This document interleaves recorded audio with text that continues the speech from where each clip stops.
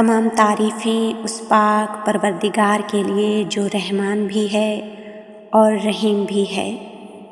اللہ تعالیٰ نے ہم مسلمانوں پر دن میں 5 نمازیں فرض کی ہیں: فجر، ظہر، عصر، مغرب، عشاء۔ پانچوں نمازیں اپنی اپنی جگہ بڑی فضیلت رکھتی ہیں۔ ان 5 نمازوں کے بعد اللہ تعالیٰ نے قرآن پاک میں ایک ایسی نماز کا بھی ذکر کیا ہے جو فرض تو نہیں ہے لیکن فرض نمازوں کے بعد بہت بڑی فضیلت والی نماز ہے، جسے نماز شب یا تہجد کی نماز کہا جاتا ہے۔ آج ہم بات کریں گے کہ فرض نمازوں اور تہجد میں فرق کیا ہے۔ فرض نمازوں کے لیے منادی یعنی اذان مؤذن دیتا ہے، انسان دیتا ہے، مسجد میں باقاعدہ اذان دی جاتی ہے، اور تہجد کی منادی اللہ تعالیٰ دیتا ہے۔ فرض نمازوں کے لیے جو ندا لگائی جاتی ہے یعنی اذان دی جاتی ہے وہ تمام انسان سنتے ہیں۔ تہجد کی ندا کو بعض خوش بخت انسان سنتے ہیں۔ وہ انسان سنتے ہیں جن کو اللہ چن لیتا ہے، جن کو اللہ خاص کر لیتا ہے۔ فرض نمازوں کو بہت سارے لوگ پڑھتے ہیں، تہجد کو اللہ تعالیٰ کے خاص بندے پڑھتے ہیں۔ فرض نمازوں کی پکار ہے حیا علی الصلاۃ، آؤ نماز کی طرف۔ تہجد کے لیے پکار ہے کوئی مانگنے والا کہ میں اس کو عطا کروں۔ جس وقت فرض نمازیں ادا کی جاتی ہیں اس وقت بہت سارے لوگ جاگ رہے ہوتے ہیں، لیکن جب تہجد کی نماز پڑھی جاتی ہے اس وقت سب سو رہے ہوتے ہیں، صرف اللہ تعالیٰ کے خاص بندے جاگ رہے ہوتے ہیں۔ تہجد کی فضیلت اللہ تعالیٰ نے قرآن مجید میں کچھ اس طرح سے بیان کی ہے۔ اللہ تعالیٰ فرما رہا ہے، اور رات کے ایک حصہ میں کبھی اس قرآن کے ساتھ تہجد پڑھا کر، یہ تیرے لیے نفل کے طور پر ہوگا، قریب ہے کہ تیرا رب تجھے مقام محمود پر فائز کر دے۔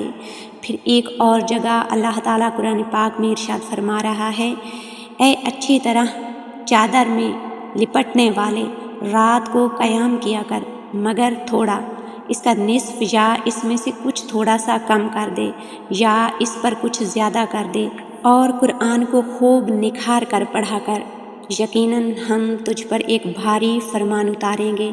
رات کا اٹھنا یقیناً نفس کو پاؤں تلے کچلنے کے لیے زیادہ شدید اور قول کے لحاظ سے زیادہ مضبوط ہے۔ رسول خدا صلی اللہ علیہ وآلہ وسلم کو فرض نمازوں کے بعد سب سے محبوب نماز تہجد کی نماز تھی۔ تہجد قرب الہی کا حسین ذریعہ ہے۔ تہجد کا وقت وہ خاص وقت ہے جب دعائیں قبول ہوتی ہیں۔ تہجد کو اپنا لیں، رات کے پہر اللہ پاک سے اٹھ کر چپکے سے سرگوشیاں کریں۔ اللہ پاک سے بہتر کوئی دوست نہیں ہو سکتا۔ یہ اللہ تعالیٰ سے ملاقات کا بہترین وقت ہوتا ہے جب اللہ تعالیٰ خود قریب آ کر پکار رہا ہوتا ہے کہ ہے کوئی مجھ سے مانگنے والا جس کو میں عطا کروں، ہے کوئی۔ جب وہ ہے کوئی کی صدا لگائے تو کہہ دو، میں ہوں نا میرے پیارے اللہ پاک، آپ کا گناہ گار بندہ، روز روز آپ کے در پر اپنا خالی دامن لے کر آنے والا اور آپ کی رحمت سمیٹ کر لے جانے والا۔ آپ ہی تو ہیں میرے، آپ کے پاس نہیں آؤں گا تو کدھر جاؤں گا، بکھر جاؤں گا، اپنی محبت سے نواز دے۔ اے میرے پاک پروردگار، مجھے سمیٹ لے، میرے آنسوؤں کو، دل کو، محبت کو اپنے لیے خاص کر دے۔ تہجد کی دعائیں 7 آسمانوں کے پار سفر کرتی ہیں، لیکن اللہ پاک تہجد کے وقت 7ویں آسمان سے پہلے آسمان کی طرف آ جاتا ہے۔ سن تو وہ وہاں بھی سکتا ہے لیکن اپنے پیارے بندوں کو ملاقات کا شرف عطا کرتا ہے۔ جیسے اللہ پاک نے تہجد کو باقی نمازوں سے جدا رکھا ہے، ویسے ہی اس نے تہجد قائم کرنے والوں کو بھی سب سے جدا رکھا ہے۔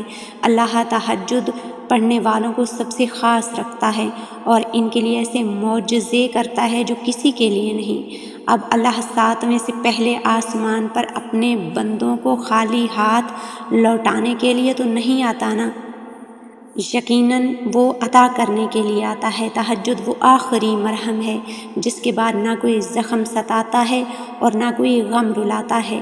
نیند قربان کر کے جب روتی ہوئی آنکھیں اللہ کو مناتی ہیں نا، تو خواب حقیقت بن جاتے ہیں اور تعبیریں کن میں بدل دی جاتی ہیں۔ یہ جو تہجد کے سجدے ہیں یہ ہر کسی کو نصیب نہیں ہوتے، اور جس کو نصیب ہو جائیں پھر اس کے لیے معجزے ہوتے ہیں، اس کے نصیب بدل دیے جاتے ہیں، اسے خوش نصیبوں کی فہرست میں شامل کر لیا جاتا ہے۔ تہجد کو بندے نہیں چنتے بلکہ بندوں کو اللہ چنتا ہے، تہجد کے لیے خاص کر لیتا ہے۔ تہجد اللہ تعالیٰ کو راضی کرنے کا بہترین ذریعہ ہے۔ اللہ جب راضی ہوتا ہے سب سے پہلے سجدے کی توفیق دیتا ہے، پھر چاہے وہ سجدہ غم کا ہو یا پھر خوشی کا۔